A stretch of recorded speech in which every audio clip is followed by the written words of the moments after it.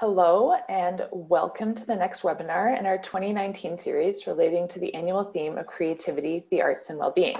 I'm Megan from Metcalf and I'm the Outreach and Programs Manager for Culture Days. So before we get started, I want to familiarize everyone with the webinar platform. You'll be able to see the webinar up on your screen. If you have any questions, please open up the chat and type them in. There will also be a question period for all the speakers at the end of the presentation. So if you have any questions about the content, just please save them until then. There will also be a poll that's launching at the very end, just to give us a little bit more information about who's joining us here today. We ask that you fill that out, and I'll send another reminder just at the very end of the presentation. And in case you miss anything or want to go back, there will be a recording being generated. The webinar is closely aligned with some of our Canadian arts research relating to ideas of well-being and personal health that we've been talking about quite a bit already. Earlier in the season, we had Hill Strategies and Capicoa speaking about new statistics coming out in Canada relating closely to the effects of our participation on the well-being of individuals. Now, in today's presentation, we're excited to be jumping across the pond and learning about things happening in the UK. We're going to be hearing about a new study performed by a team at University College London, headed by Dr. Daisy Fancourt. We're also going to be learning about how this research is connected to the UK's Get Creative Festival, a week-long event with a very similar premise to Culture Days, to prioritize access and participation for all people to engage in arts and culture. So before we're going to get started and I pass over the mic, I'm going to take a moment to introduce our speakers. So we're joined by BBC Arts editor and the lead of the Get Creative Festival, James-Yeoman. Stephen commissions outreach and engagement projects for BBC Arts. Most recently, he commissioned the award-winning Civilizations AR app, working with museums, libraries, and galleries across the UK to scan items from their collection to be explored through smartphones and tablets. Stephen will be talking to us a little bit about the festival itself, focusing particularly on the 2019 Get Creative Week that just finished earlier this month. And he's also going to be talking a little bit about how they've been using well-being related research to promote participation in the festival and to highlight the important ways that Brits can take part in creativity all throughout the year. Given our own theme of well-being for Culture Days 2019, it's going to be really interesting to see how a similar organization is doing their cultural programming relating to the topic in another country. Following Stephen's presentation, we're going to hear from Dr. Daisy Fancourt, a senior research fellow in the Psychobiology Group, Department of Behavioral Science at University College London, or UCL. Dr. Fancourt studied at Oxford University and King's College London before completing her PhD in psychoneuroimmunology in UCL. She specializes in psychobiology and social epidemiology, focusing on the effects of social and community participation on health, with a particular interest in the effects of arts and cultural engagement. Daisy will be speaking with us today about the Great British Creativity Test conducted last year in connection with BBC Arts and the Get Creative Festival. The test looks at the way people use creativity as a coping mechanism to control negative emotions. Her presentation will be very focused on statistics and research and will be very translatable to the work we're doing here across the Atlantic. And just a reminder again, if there are any stats or facts or anything that you missed, we will be posting a recording probably in about a week or so on the Culture Days website, and you'll be able to see a link for that posted. So now I am going to pass it over to our speakers. Stephen, if you want to share your screen and turn on your video, you can get started.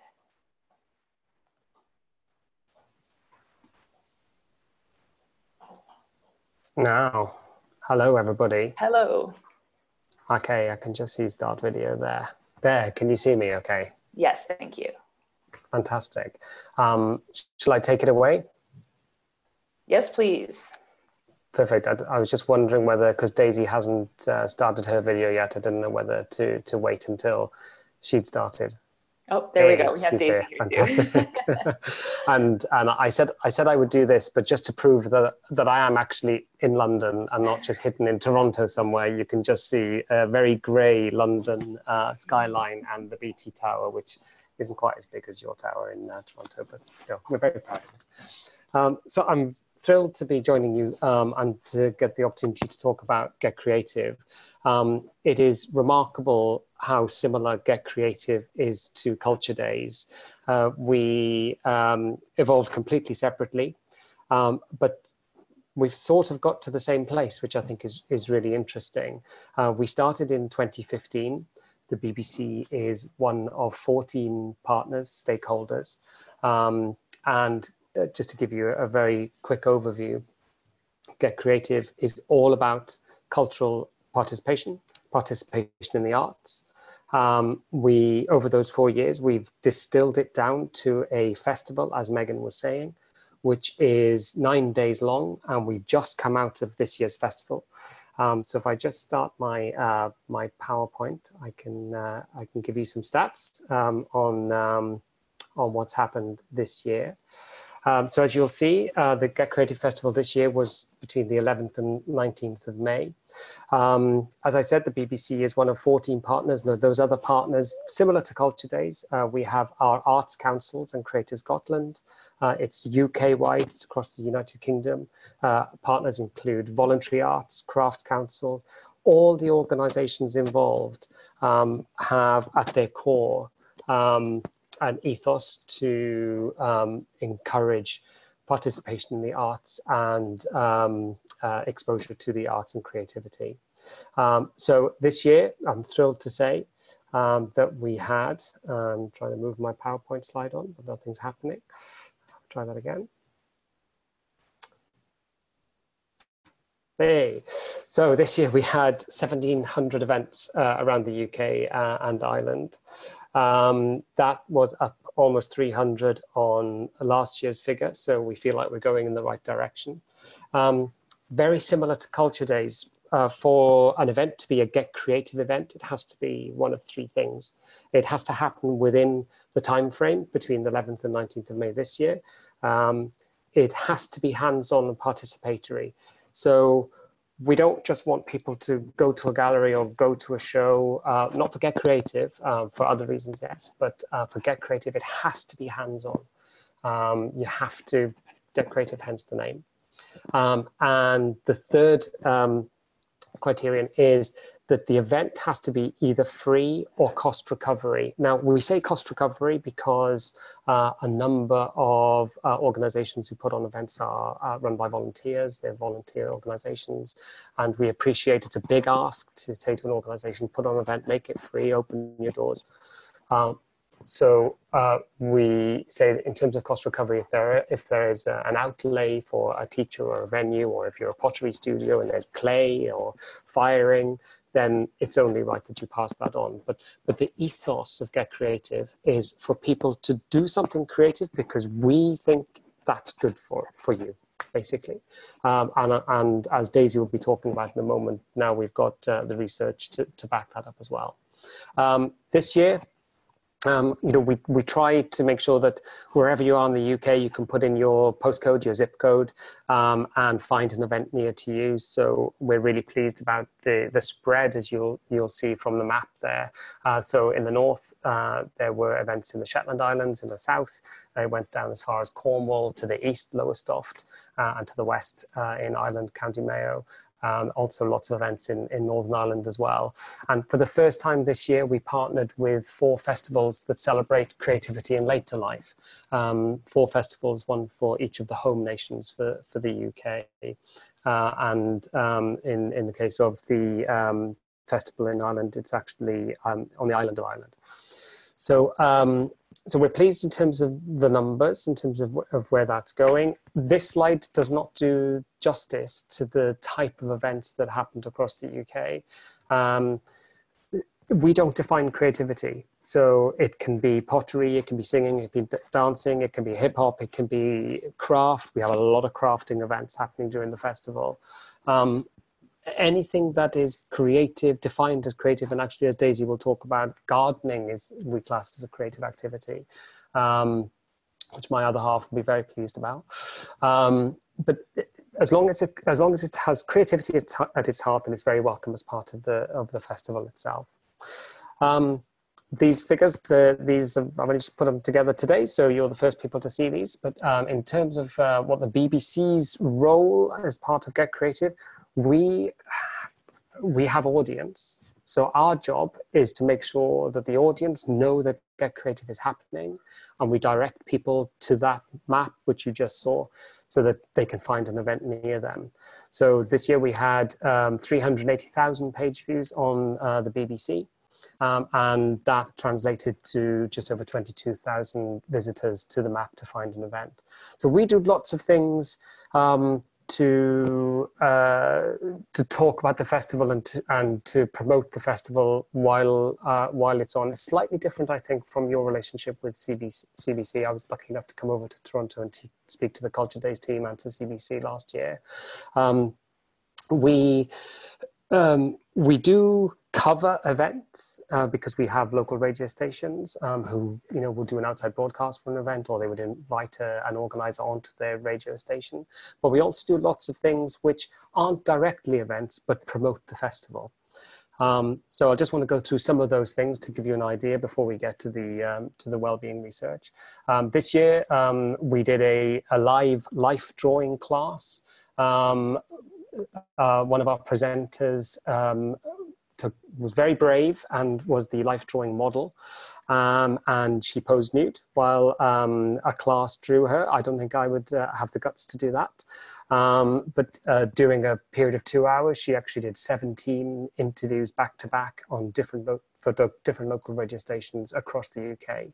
So by doing that, we are talking about creativity, we're talking about the benefits of creativity, and we're talking about the festival, and off the back of each of those interviews, we say, now go find an event. So that is what I feel is what the BBC's job is in terms of Get Creative. It's to use that audience reach. We also had a stunt outside New Broadcasting House, which is where I'm speaking to you from today. That's the front. We had a 3D pavement art, and we invited presenters and celebrities to come and pose. You can see Louis through there. I don't know if his program's also in Canada. He posted that onto his Twitter, and we were able to use that again as just a way of promoting, of getting the message out that the festival was actually happening. Now, I've got a film which I'm hoping will work. I've just been testing the sound. If it doesn't, Megan, if you will jump in, and I'll just move on very quickly, but I think it will. We have a program here called Celebrity Painting Challenge, which is on BBC One, which is our biggest network here in the UK. That was all about painting and learning to paint and what you can do with paint. And we asked the celebrities there to talk about creativity and what creativity means to them. This video is just a minute long, but again, it started to make the inroad between creativity and well-being. So hopefully this will work. Megan, if it doesn't, please jump in and I'll move on quickly. Getting creative for me is all about letting those emotions that we suppress out. And, in society, we do tend to hide a lot back. Creativity should be casual. It should be as much part of your life as rock and roll. Sometimes it's hard to say things verbally, and with art, you can have that voice, and whatever emotion you're feeling, you can say it through your artwork. Getting creative allows your brain to function in a different way. It can be problem solving, but it also can be very, very liberating and freeing. It should be something that you do instinctively, naturally, and very, very easily. We get so tightened up in the everyday world of all the jobs that need to get done that actually creating an image, getting your hands dirty, sculpting something can be enormously therapeutic and extremely enriching. Try new things, experimenting, anything that allows you to let what's inside you, your creativity, getting it out there.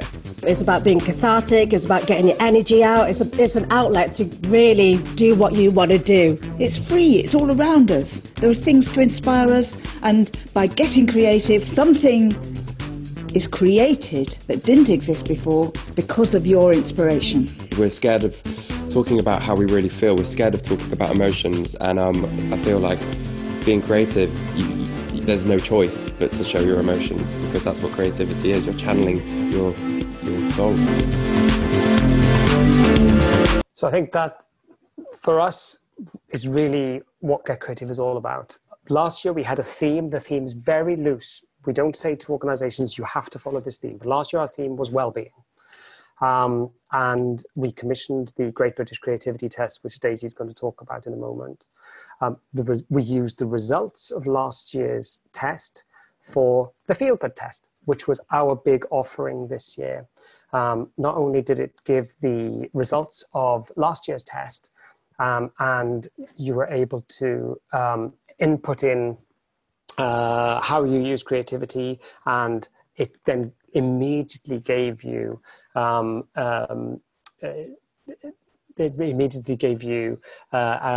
we were calling a feel-good formula, which showed how you use creativity to regulate your emotion. But also Daisy was using it for further research, which we'll be revealing next year. So I think we will never, and we should never, shake this idea about creativity being good for well-being and for regulating emotions. And that was absolutely central this year as well, even though we didn't have the theme wasn't explicit this year as well-being, but I think it threads through absolutely everything that we do as part of Get Creative. And I'm very pleased that the results from the Great British Creativity Test were picked up by news outlets. And again, it's just, I'm sorry I keep repeating this, but it's because it's the BBC's role. The BBC's role is to make sure as much as we can that we talk about the festival and that people know that the festival is on. So at this stage, I'm going to stop sharing my screen so that Daisy can pick up on her screen and talk us through last year's Great British Creativity Test and what we did this year for the FeelGood Test. Thank you very much, Stephen. I'm just going to share my screen with you now so that you can see the results from the research that we did last year. So I'm hoping that you can now all see the presentation. So as you heard, I'm a research scientist working at UCL, and I'm particularly interested in these creative artistic activities because from a health perspective, these are what we might call multimodal interventions. So in other words, arts and creative activities have lots of different components that we already know are good for our health. So for example, we know that they have aesthetic engagement, they involve our imagination, they activate our senses, they evoke emotions, they're cognitively stimulating, they provide opportunities often for social interaction or gentle physical activity to reduce sedentary behaviours. And they can also be used to help us engage with themes of health or engage in healthcare settings as well. But what's particularly good, I think, about the arts is that they combine all of these different health promoting factors with the inherent beauty of the arts and the inherent motivation to engage. So unlike many health interventions that are inherently non-enjoyable, we find that the arts are actually a very powerful vehicle for engaging people in these healthy components.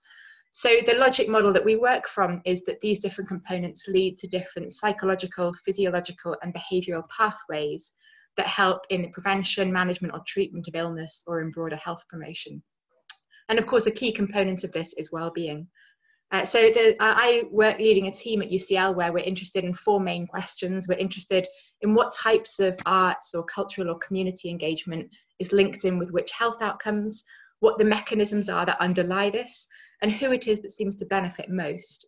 So we have 3 main programs of research in my team. We do basic science studies, particularly looking at biological markers. So looking at how it is that things like music affect stress hormones or the immune system. We also do applied science studies, so randomized control trials and implementation studies looking at developing specific arts interventions for particular patient groups. For example, mothers with postnatal depression, adults with treatment-resistant depression, people with cancer. And then we also work on population science, so kind of taking a zoom out in a way to look at big data and look at cohort data from different countries and track how engagement with the arts and culture and creativity is linked in with different health outcomes across the lifespan. And the 3 main aims that we have with this research are to enhance individual engagement with the arts and creative activities, and we do a lot of this work in partnership with the BBC, to work with organisations to help them to run more open and targeted programmes to support people's health and well-being, and also to work at a policy level with governments and with the World Health Organization on the security of provision of arts and culture within communities and equality of access to all people to these activities. So this is the kind of backdrop we were coming to when we started working with Stephen and the Get Creative Festival on trying to bring more research to the amazing programme of activities. And in 2018, we devised the Great British Creativity Test.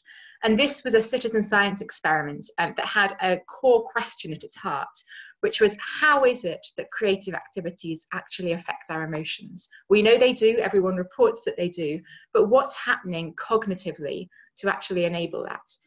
Now, this builds on a lot of research on creative activities and mental health. So we know that engaging in things like the arts can modulate our emotions. And by this, I mean the very fast emotional responses that we have to events. So our emotions change within a few seconds or minutes. We also know that the arts can influence our moods. So these slightly longer term, more generalized feelings that we have over longer periods, let's say a few hours or days or weeks. And they can also affect our much broader level mental health. So in other words, arts activities can have this simultaneous impact on our immediate, mid-term and longer term affective levels.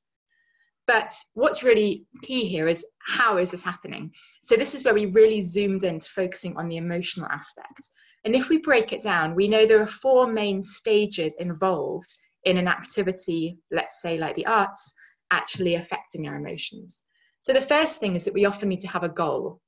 Now, this goal might be an explicit thing, like deciding I'm feeling stressed, I need to lower my anxiety, or it might be more sort of more implicit. We might not even be aware of it. It might be more unconscious. So it might be that we are simply feeling stressed and we go and listen to music or whatever because that's our go-to for managing our anxiety. So that's our goal. We then often have a tactic, so deciding what it is we're going to do, like drawing, painting, sculpture, etc. Then what we have is something called strategies, and this is how it is that the brain uses the activity to actually affect our emotions. So for example, it might be for distraction. And then there's and underneath this is a mechanism about how it is. So distraction can actually conjure up new images, which is why we stop thinking about our anxiety. Now, there's been a lot of work that's gone on, particularly from teams in Scandinavia, on the mechanisms, but we decided to zoom in on the strategies and think, well, what are these strategies that people employ when they engage in creative activities? Now, there's literature suggesting there are hundreds of different types of emotion regulation strategies, as we call them. So these strategies include things like distraction or discharge, this kind of cathartic process that taking part in an arts activity can help us to vent any negative emotions. Or for example, it might help with something like reappraisal. Whilst we're focusing on the arts, it might give us the brain space to actually think back on whatever our problem is and try and consider it in a new light, or perhaps even to do some problem solving and try and use the time that we're gardening or cooking to actually face up to something that's bothering us. So we know there are lots and lots of different strategies, but there's never really been any proper research on how these strategies cluster, how they're used differently depending on which activities we're doing. So how it is that these creative and artistic activities actually lead to the use of strategies. And this is critical because our ability to regulate our emotions using these strategies is one of the core factors that underpins our mental health. If we can use strategies effectively, then we can manage the stresses in our lives and our mental health and well-being are better. Whereas if we don't make effective use of the strategies, then things start to overwhelm us. We stop having the capacity to deal with challenges and our mental health and well-being suffers. So we did have to define creative activities for our research, but we took a very broad definition. So we looked at lots of different performing arts activities, visual arts, design and craft activities, including things like gardening, cooking and baking, literature-related activities like reading, creative writing, composing music. And also we tried to expand this a lot. So we had online and digital and electronic arts as well. So things like making animations or photography. And you'll see from this range, we were trying to have quite a broad spectrum of things that we included, including some that are less common, for example, practicing magic tricks or circus skills. So what we did is we put all of these into a series of questionnaires. The big one was called the Great British Creativity Test, and we had a fantastic response. This test was up for about 9 or 10 weeks, and we had nearly 48,000 people take part. So it was absolutely brilliant. And we think there were 2 factors that really drove this very high level of engagement that we saw. One of them was that people, as well as contributing to our large research questions, they got instantaneous feedback on themselves as soon as they finished the test. And to do this, we analysed a separate data set where we could compare people's frequency of participation with the rest of the population. So, for example, we were able to show that people were doing the same amount of creative activities as the top 5% of the population. So that was one factor. This instant feedback meant people were learning about themselves.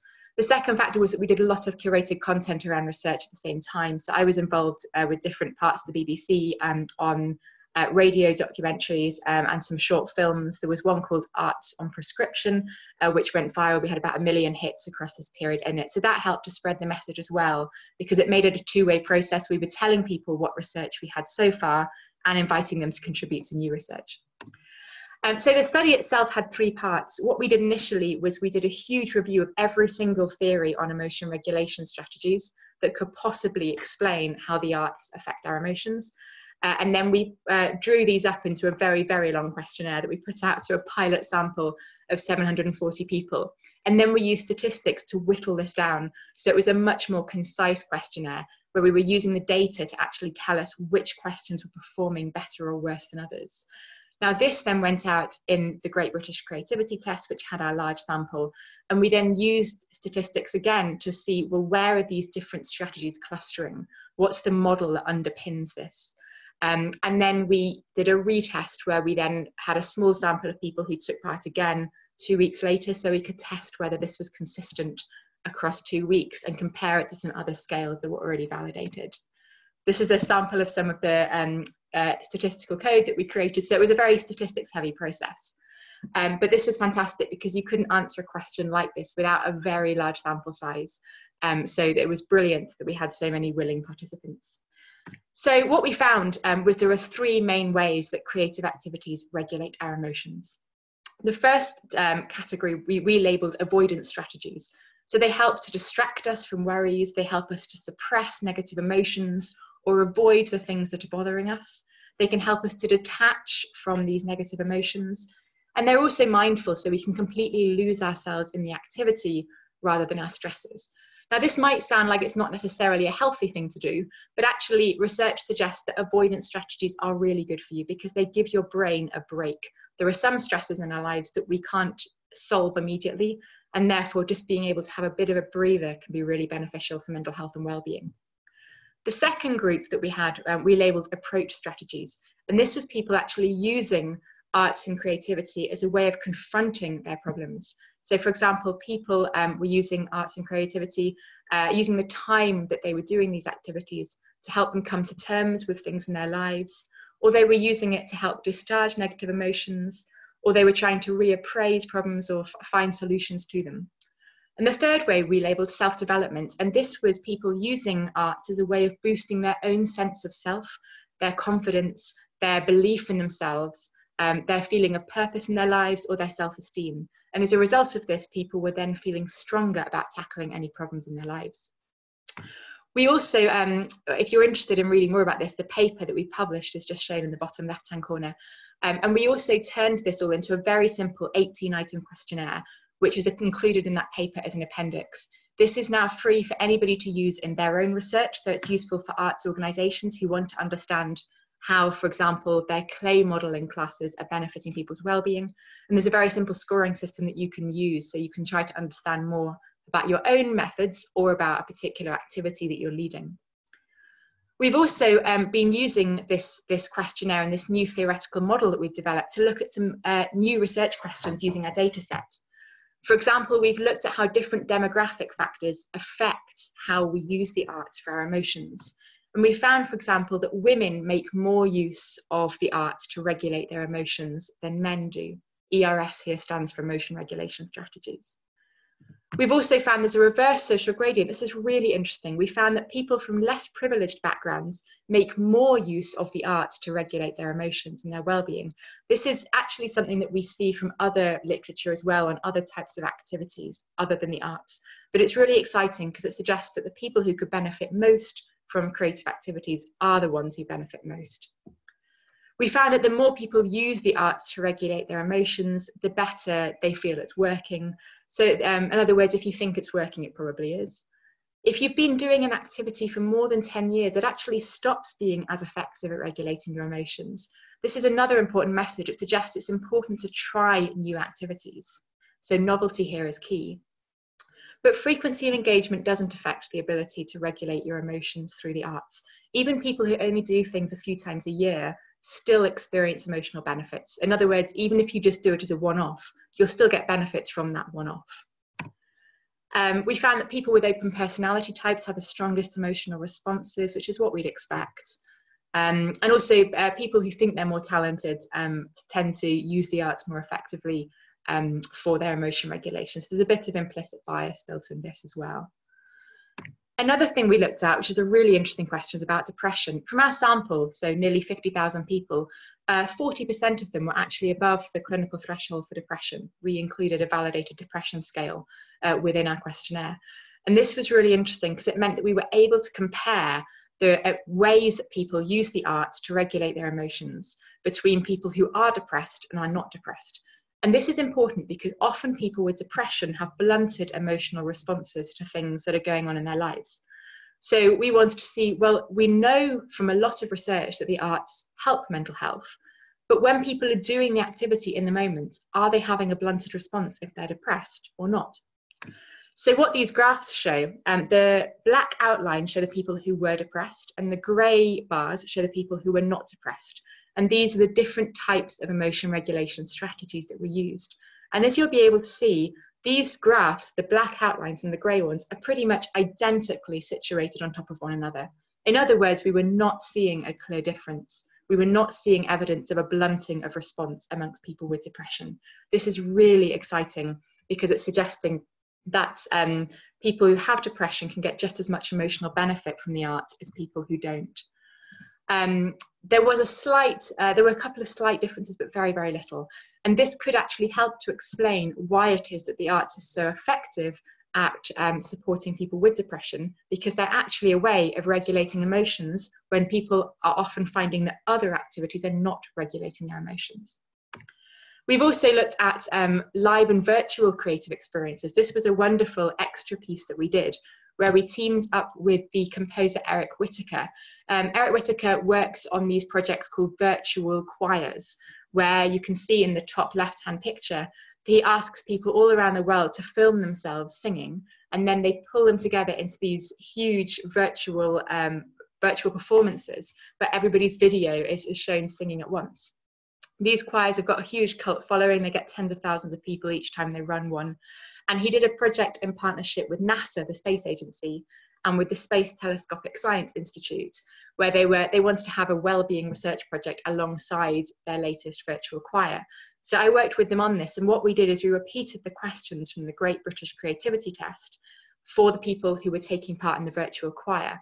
And what was brilliant is that from the Great British Creativity Test, about 5,000 people who'd done it had specifically answered the questions about singing in a live choir. So we compared their responses with people who'd been singing in the virtual choir, and this was about 2,000 people.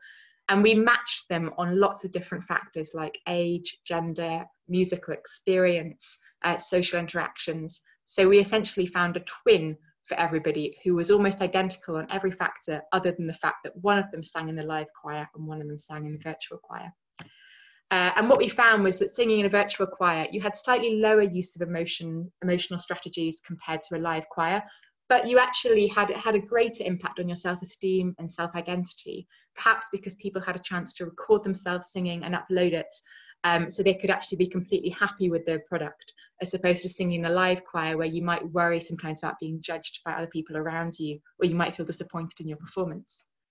We found that the more present a singer in the virtual choir, the VC, felt, the stronger their emotional response. So in other words, this means that a lot of it is tied into whether you believe that you are actually part of the choir, even though you're singing from your own bedroom on your own. And so there was quite a lot of variability. Some people felt very strongly connected to others when they were doing it, even though it was online, whereas for other people, it didn't really work as well for them. So in other words, that there's more variability in virtual choirs, but this is exciting because it suggests that for some people who might not be able to sing in a live choir, perhaps because they're very socially isolated, there isn't a choir nearby, or they've got some kind of physical disability and they're not able to get to a choir, virtual choirs could have very similar emotional benefits.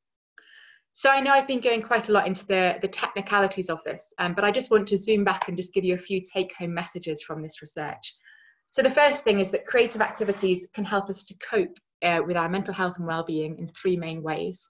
They give us time away from the worries and stresses in our lives. They give us space to reassess things that are bothering us and make new plans. And they build up our self-esteem and confidence to tackle challenges. Novelty is important. Trying new activities is particularly good for our emotions. Being good at activities isn't important. It's doing them is what matters. We don't need to do creative activities all the time. We get emotional benefits even from a single session of creativity. But there are cumulative benefits from regular engagements. When we're facing hardships in our lives, creative activities are particularly beneficial for our emotions. And people with mental health problems such as depression seem to get the same emotional benefits from creative activities as people without mental health problems.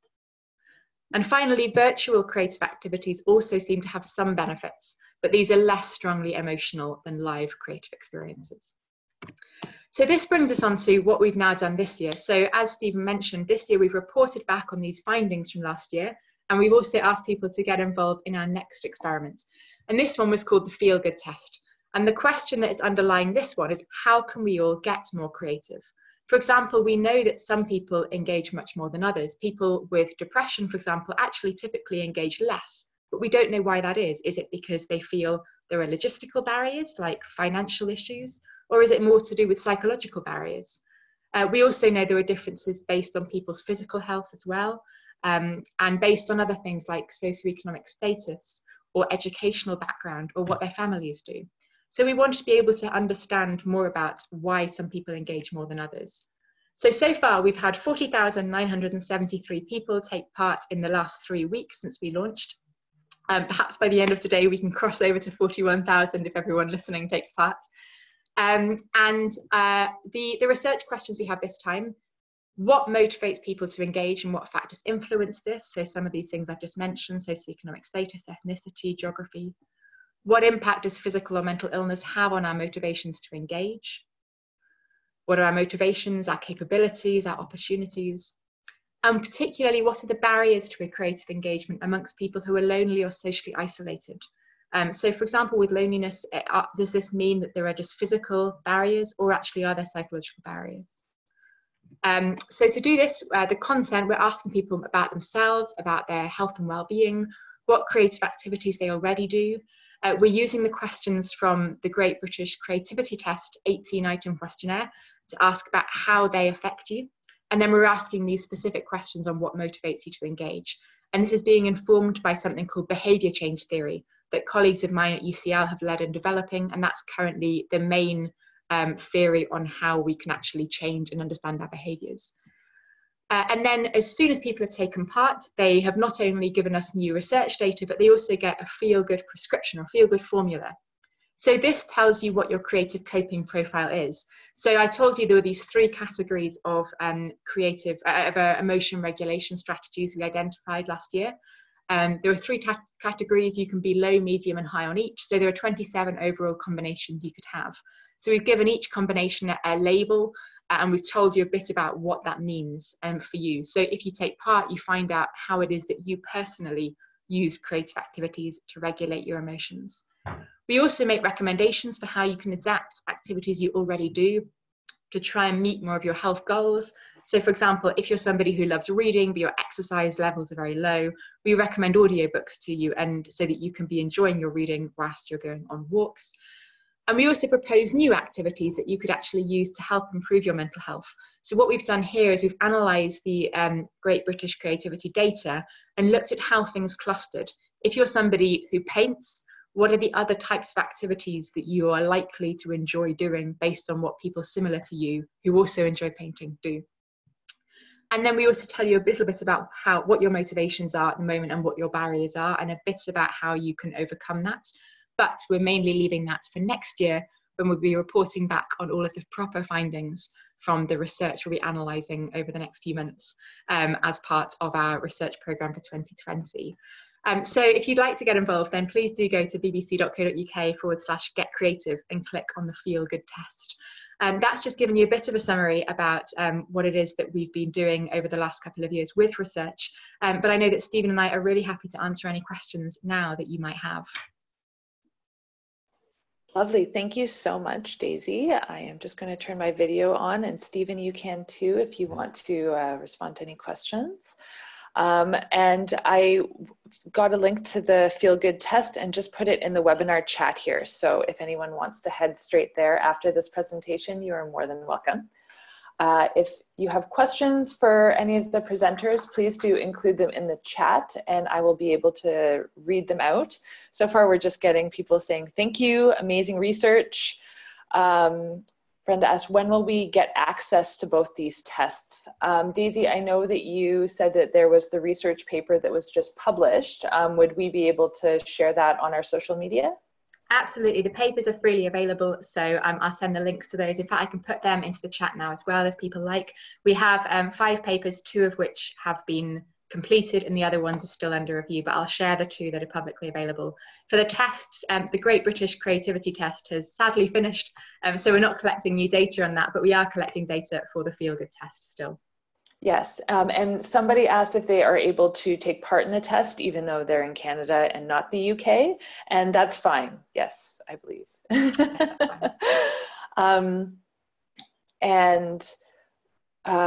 Will the test be available as a tool to for people to find their feel-good formula after the research is over? So will it still be active? So the FeelGood test we're going to be taking down in about a month's time so that we can actually analyse all the data. But what we are doing is we'll be putting things like the tool that we developed from the Great British Creativity Test, the 18-item questionnaire, that's freely available, and we'll be doing similar things from this test as well. Great, thank you. One question that I've had come up is the test results, especially for the current test, seem to be aimed at individuals. Do you have recommendations for how arts organizations can use this data to improve things like their programming or other offerings? Yes, so I'd have said in terms of how people can or how arts organizations can be sort of keeping this in mind while they're planning their programming. Well, I think that the tool that we've developed, anyone could use. So if you're running an activity, a participatory activity, it's a really good thing to get people to do it, because if you're the artist leading that, that'll help you to understand how people are using your activity. And the more we understand, the more we can tailor things, particularly to different groups of people as well. And there's lots of other evaluation tools and things that are available online as well. So I can put another link to a newsletter people might like to sign up to if they're interested in finding out more on the research. So I've got a research network newsletter where we share resources like that too. But I think we're also hoping, particularly from this year's research, that if we understand more about the barriers, the motivators to engagement, the arts organisations will then be able to use this as a way of developing new programmes to reach people who might otherwise be considered hard to reach. Okay, thank you. And we have the research paper just linked up in there so everyone can see. Somebody asks, does Dr. Fancourt have a newsletter list for any of your upcoming research? Twitter's a good one.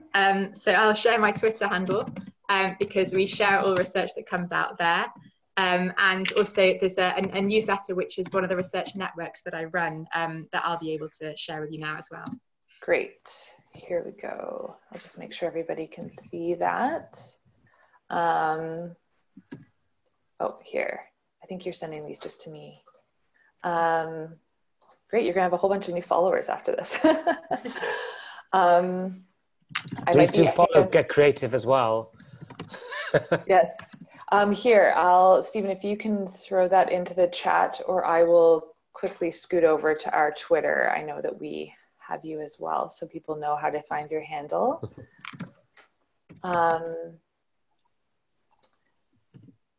Someone says, is it helpful to make sure a program or activity is designed to allow for each one of these 3 strategies so that people can benefit the most? So the 3 strategies being approach, avoidance, and self-development. Should you be keeping all of these things in mind for a public program, or do you think it's best to sort of target each program to each stream, if that makes I think it's good to keep all three in line, because as we found, there were factors other than the activity. There were individual factors that influence which ones people use. For example, their personality, their gender, etc.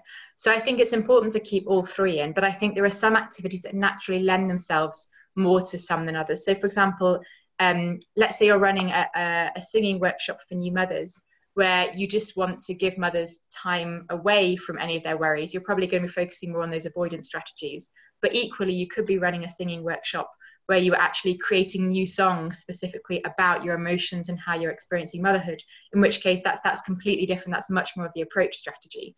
Or you might be aiming towards a concert where actually it's very much about the self-development, because it's about making sure you've got something you're proud of that you're sharing as a product. So that's how different slants that you've got on programs might lend themselves more towards one type of strategy than others. And there are certain situations when that's more appropriate as well. Great, thank you. Somebody asks, how applicable is this research for individuals with challenges such as autism? It seems that your research would be quite useful for this population and getting them involved in feeling and being creative. Yes, I think that's a very good point. We know we got a very broad range of people taking part in the questionnaire, because we asked a bit about their mental and physical health, and we had a really nice spectrum of different types of things people were experiencing. In terms of people with autism, we didn't specifically ask about that, so we can't say how the scale performs statistically for people who've got autism, or how easy it is to respond to. But I'd have thought this is something that could be tested if someone's running a project with people with autism where they want to test the scale and see if it's useful to them or not. Thanks. A question for Stephen. Will you continue to focus on well-being in future years, or is this something that you'll be moving on from in terms of the focus of the festival for 2020? We've always had very loose themes for the festival anyway, because we don't actually want to exclude any organisations to be part of Get Creative.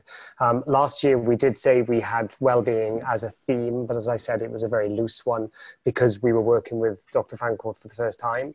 I think we'll always have well-being as a central proposition to Get Creative, because the whole point of us saying why we're running the festival, why we think people should get creative, is because it's good for you. And now we have Daisy's research that shows that that is the case, and how people use creativity to regulate their emotions. So I think it will always be central, but I think we'll continue to not have a very implicit theme where every organization has to adhere to a particular theme, because I think that could exclude some organizations. I think themes really for us, they're only there to give some form of structure in terms of coverage. Okay, yes. Well, I'd add to that it's brilliant with the content that Stephen works on for the festival as well, because so much of it implicitly references well-being anyway, or gets people talking about their mental health. And we had so much of that this year, and I think that's really key, because it's one thing to be churning out research saying this stuff is beneficial for mental health and well-being, but if people don't appreciate that and know about it properly, then they won't turn to these things when they're experiencing a difficult time with their mental health. And I think for an organisation like the BBC, not only to be celebrating creativity, but actively promoting the importance of this for health and well-being is fantastic, because it's a trusted body. It's one that's clearly working very closely with the arts organisations. So people, I think, take the message very well when they hear it coming from the Get Creative Festival. Sort of in line with that, someone wants just to be really clear about that relationship between the BBC and Get Creative. So does the BBC run Get Creative? It's a very good question. So the BBC was one of the founders of Get Creative, but we see ourselves very much as an equal partner amongst the 14 stakeholders. I like to think that we play an important role, as I mentioned in the presentation, and I think each of the partners has a different role within the festival, but we don't see it as the BBC's Get Creative Festival. We feel that it's something that's owned very much by the creative sector, and we lend our support to that, but we're very happy to be both a founder and have our continued involvement as a stakeholder. Okay. Somebody mentioned just that they're having an issue with the paper links. I will make sure that those are all included in an email that you receive in a few days. So if anyone's still having troubles, you can access it that way. I have another question for Daisy.